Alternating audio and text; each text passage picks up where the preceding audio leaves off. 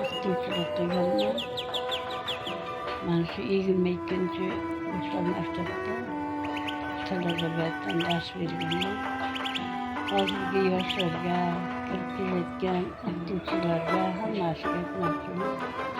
Doimo o'z ustida ko'proq ishlash, she'rlarni ko'proq yodlash, uni intonatsiya bilan aytish yo'llarini o'rganishni taklif qilaman.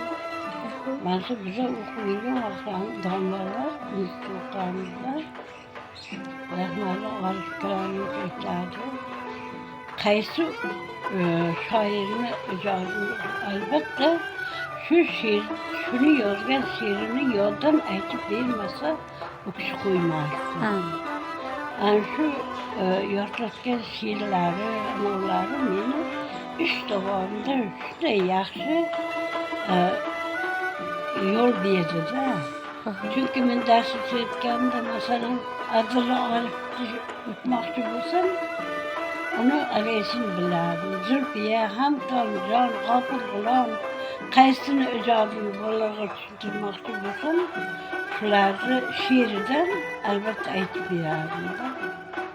Birdan jonsiz ko'rdim, jonim chiqdi seningda, ishq shumdan ajrab turdim, tuyg'um ketdi seningdan.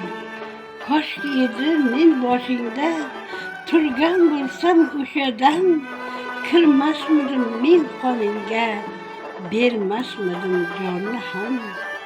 Ajal degan beshafqatga koshki otsam ishqimni, to'ldirsam men ko'kni dodga, saqlasam men baxtimni.